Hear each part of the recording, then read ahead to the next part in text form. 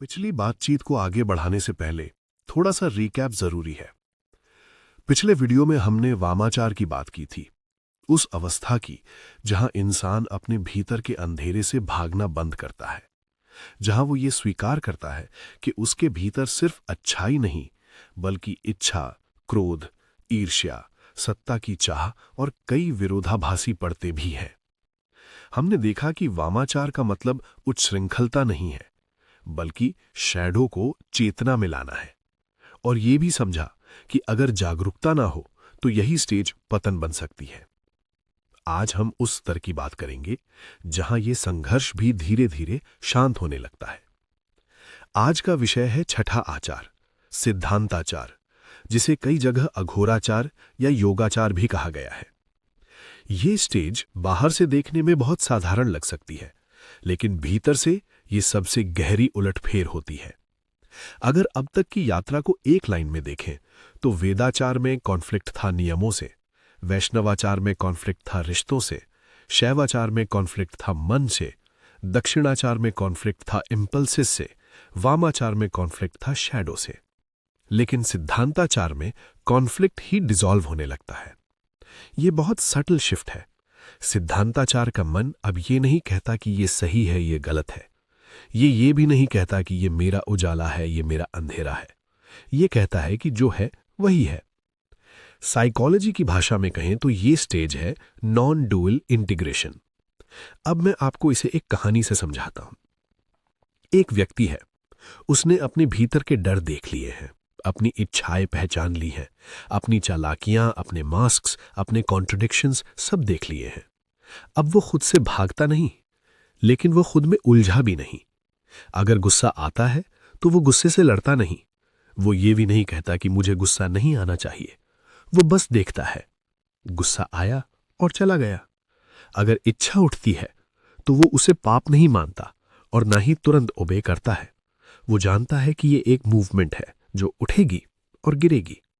यही है सिद्धांताचार। ये वो अवस्था है जहां व्यक्ति को अपने मन को मैनेज करने की जरूरत नहीं पड़ती, क्योंकि अब मन दुश्मन नहीं रहा। तांत्रिक भाषा में कहा गया है कि सिद्धांताचार में साधक शुद्ध दृष्टि में स्थिर होता है। शुद्ध दृष्टि का मतलब नैतिक शुद्धता नहीं है, इसका मतलब है विभाजन से मुक्त दृष्टि। अब व्यक्ति चीजों को लेबल नहीं करता, वो एक्सपीरियंस को अलाउ करता है। साइकोलॉजिकली ये बहुत बड़ा बदलाव है। अब व्यक्ति ट्रिगर नहीं होता, क्योंकि ट्रिगर करने के लिए भीतर कुछ बचा ही नहीं जो छुपा हो। अब शेम काम नहीं करती, अब गिल्ट का कोई लेवरेज नहीं रहता, अब ब्रेज भी ज्यादा असर नहीं करता, क्योंकि आइडेंटिटी डिसॉल्व होने लगती है। और यहां एक बहुत गलत फहमी पैदा होती है। लोग सोचते हैं कि ऐसा व्यक्ति पैसिव हो जाएगा, कि वो दुनिया से कट जाएगा, कि वो इनडिफरेंट हो जाएगा। लेकिन सिद्धांताचार इनडिफरेंस नहीं है, ये क्लैरिटी है। ऐसा व्यक्ति एक्शन करता है, लेकिन एक्शन के पीछे तनाव नहीं होता। वो निर्णय लेता है, लेकिन निर्णय के पीछे डर नहीं होता। वो गलतियां करता है, लेकिन आत्मघृणा नहीं होती। इसीलिए अघोराचार शब्द आता है। अघोर का मतलब भयावह नहीं है, अघोर का मतलब है जिससे डर ना लगे, जहां शुद्ध और अशुद्ध का फर्क गिर जाता है, जहां मृत्यु और जीवन एक ही फ्लो का हिस्सा लगते हैं, जहां सफलता और असफलता मन को हिलाती नहीं। लेकिन यहां भी एक सटल डेंजर है। इस स्टेज में व्यक्ति ये सोच सकता है कि अब मैं सब समझ चुका हूं, और यही अंतिम ईगो है। तंत्र इसे सूक्ष्म अहंकार कहता है। इसलिए सिद्धांताचार में ह्यूमिलिटी अपने आप आ जाती है, क्योंकि जितना स्पष्ट दिखता है उतना ही मिस्ट्री भी गहरी होती जाती है। ये एफर्ट की स्टेज नहीं है, ये स्टेज सेटलिंग की है। अब व्यक्ति प्रैक्टिस नहीं करता, जीवन ही प्रैक्टिस बन जाता है। योग यहां पॉस्चर नहीं है, योग यहां इंटीग्रेशन है। काम करते हुए भी योग, बोलते हुए भी योग, चुप रहते हुए भी योग।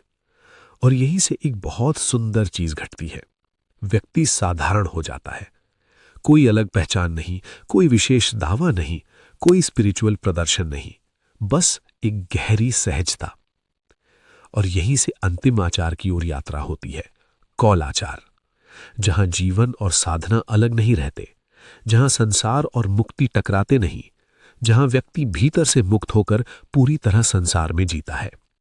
लेकिन वो आखिरी पड़ाव है, और उसे समझने के लिए यहां तक पहुंचना जरूरी है। आज की बातचीत का सार इतना ही है।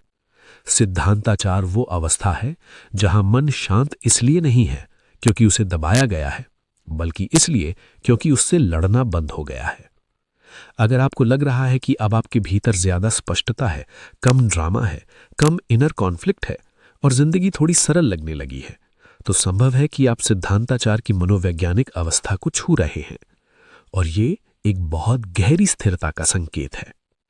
अगले वीडियो में हम कौलाचार, इस पूरी यात्रा के अंतिम और सबसे इंटीग्रेटेड चरण की बात करेंगे। अगर आप इस श्रृंखला को अंत तक देखना चाहते हैं, अगर आप तंत्र को डर, प्रदर्शन और रहस्य से निकालकर जीने की समझ के रूप में जानना चाहते हैं, तो चैनल से जुड़े रहिए, सब्सक्राइब कीजिए, क्योंकि अगला चरण सबसे शांत और सबसे वास्तविक होने वाला है।